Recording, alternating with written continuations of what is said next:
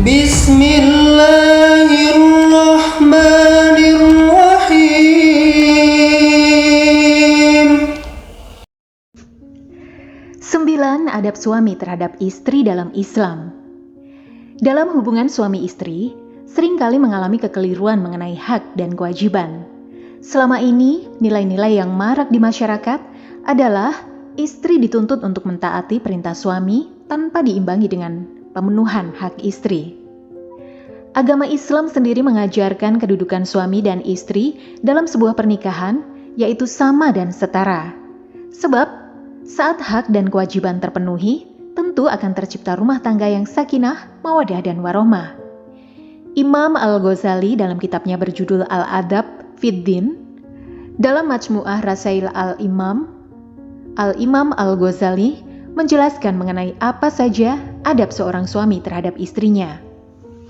Namun sebelum lanjut, sudikah kiranya untuk klik tombol like-nya terlebih dahulu sebagai bentuk dukungan untuk channel kecil kami sehingga menjadi besar manfaatnya untuk orang banyak dan semoga dilancarkan rezekinya. Amin ya Rabbal Alamin. Terima kasih. Adab suami terhadap istri, yakni berinteraksi dengan baik, bertutur kata yang lembut, menunjukkan cinta kasih, bersikap lapang ketika sendiri, tidak terlalu sering mempersoalkan kesalahan, memaafkan jika istri berbuat salah, menjaga harta istri, tidak banyak mendebat, mengeluarkan biaya untuk kebutuhan istri secara tidak bakhil, memuliakan keluarga istri, senantiasa memberi janji yang baik,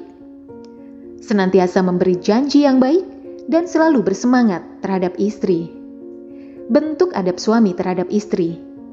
Ada beberapa bentuk adab suami yang diajarkan oleh Al-Quran dan hadis. Jika adab ini dikerjakan atas seizin Allah, maka para suami akan dicap sebagai suami ideal. Pertama, memperlakukan istri sebaik-baiknya. Seorang suami haruslah mempunyai sifat serta perilaku yang baik kepada istrinya.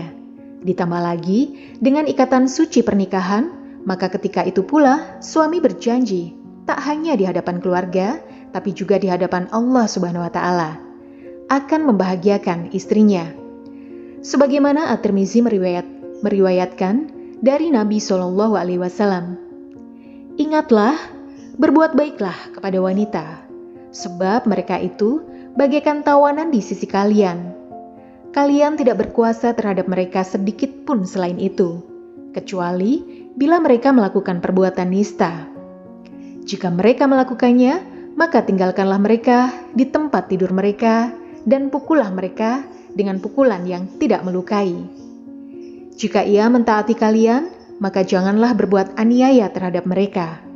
Mereka pun tidak boleh memasukkan siapa yang tidak kalian sukai ke tempat tidur dan rumah kalian. Ketahuilah bahwa hak mereka atas kalian adalah kalian berbuat baik kepada mereka dengan mencukupi pakaian dan makanan mereka. Kedua, menjadi kepala rumah tangga yang bijak. Salah satu ciri pemimpin yang baik adalah selalu adanya musyawarah. Setiap keputusan yang menyangkut rumah tangga sebaiknya dimusyawarahkan dengan sang istri dan mendengarkan pendapatnya. Kemudian yang terpenting, seorang pemimpin harus menjaga keluarganya dari perbuatan-perbuatan yang dilarang Allah Subhanahu wa Ta'ala. Selalu ingatkan istri dan anak untuk melakukan ibadah dan mendekatkan diri kepada Allah Subhanahu wa Ta'ala. Allah berfirman dalam surat At-Tahrim ayat 6, yang artinya, wahai orang-orang yang beriman, peliharalah dirimu dan keluargamu dari api neraka yang bahan bakarnya adalah manusia dan batu. Penjaganya malaikat-malaikat yang kasar dan keras, yang tidak durhaka kepada Allah terhadap apa yang Dia perintahkan kepada mereka, dan selalu mengerjakan apa yang diperintahkan. 3. Memberi nafkah kepada keluarga. Pemberian nafkah adalah bentuk keseriusan dari seorang suami sebagai pemimpin rumah tangga. Suami harus benar-benar serius memperhatikan sandang, pangan dan papan bagi istri dan juga anaknya. Suami yang tulus dan ikhlas mencari rizki untuk keluarganya, entah itu banyak ataupun sedikit, sesuai kemampuan dan kesempatan yang ada, maka Allah menggantinya dengan balasan luar biasa di dunia dan juga di akhirat. Seperti perkataan beberapa hadis Nabi di bawah ini. Dari Abu Hurairah, Nabi SAW bersabda, 1 dinar yang engkau keluarkan di jalan Allah, lalu 1 dinar yang engkau keluarkan untuk memerdekakan seorang budak, lalu 1 dinar yang engkau keluarkan untuk 1 orang miskin, dibandingkan dengan 1 dinar yang engkau nafkahkan untuk keluargamu, maka pahalanya lebih besar dari amalan kebaikan yang disebutkan tadi. Hadis riwayat Muslim nomor 995. Sedangkan dalam hadis lain, Nabi SAW bersabda, sungguh tidaklah engkau menginfakkan nafkah atau harta dengan tujuan mengharapkan melihat wajah Allah pada hari kiamat nanti, kecuali kamu akan mendapatkan ganjaran pahala yang besar, sampai pun makanan yang kamu berikan kepada istrimu. Hadis riwayat Bukhari nomor 56. Keempat, membantu pekerjaan rumah. Ada persepsi umum yang mengatakan bahwa suami bekerja di luar rumah dan istri harus bekerja mengurus rumah.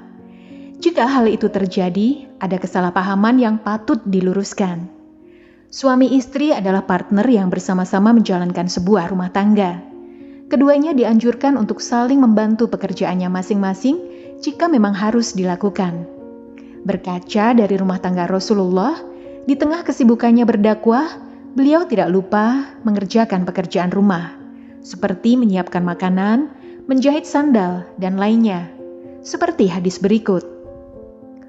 Urwah berkata kepada Aisyah, "Wahai Ummul Mukminin, apakah yang dikerjakan oleh Rasulullah SAW jika ia bersamamu di rumahmu?" Aisyah berkata, ia melakukan seperti apa yang dilakukan oleh salah seorang dari kalian jika sedang membantu istrinya. Ia memperbaiki sandalnya, menjahit bajunya, dan mengangkat air di ember. Hadis riwayat Ibnu Hibban. Kelima, memiliki etika yang baik. Etika yang baik di sini berkaitan dengan ucapan, tindakan, sikap, dan sifat. Salah satu bentuk etika yang baik adalah tidak melakukan kekerasan atau KDRT. Seperti Rasulullah yang tidak pernah memukul pembantunya, terlebih istrinya. Sayyidah Aisyah radhiyallahu anhu berkata, Rasulullah sama sekali tidak pernah memukul siapapun dengan tangannya, baik itu pelayan beliau maupun perempuan, kecuali saat berjihad di jalan Allah. Hadis riwayat Muslim nomor 2328. Bahkan Rasulullah mengingatkan para suami untuk tidak memukul istri mereka dan menyindir mereka yang melakukannya.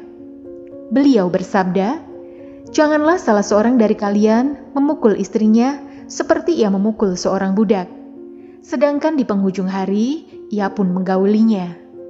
Hadis riwayat Bukhari nomor 5204. Keenam, menggunakan cara baik untuk menasihati istri.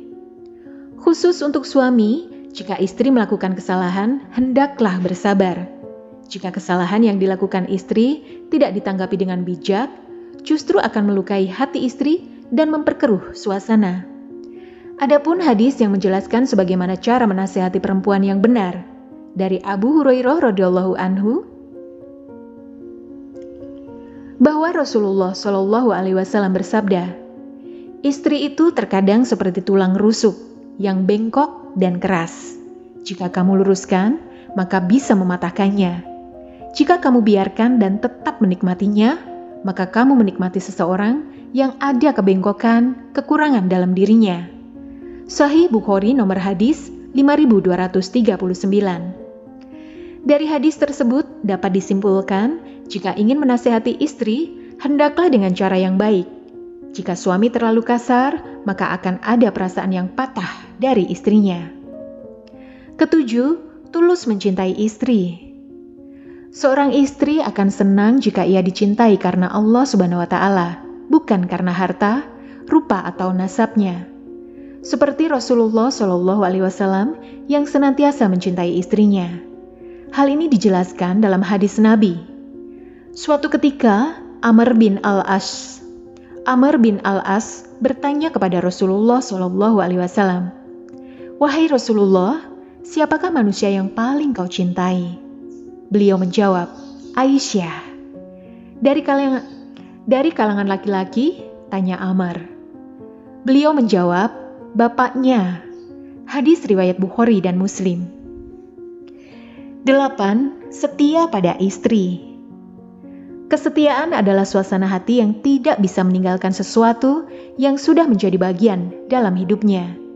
Dalam kehidupan rumah tangga, kesetiaan adalah keinginan untuk tetap berpegang pada komitmen yang sudah disepakati, bertahan dalam suka maupun duka, untuk mewujudkan harapan dan impian keluarga, dengan segala kekurangan dan kelebihan dari masing-masing pasangan.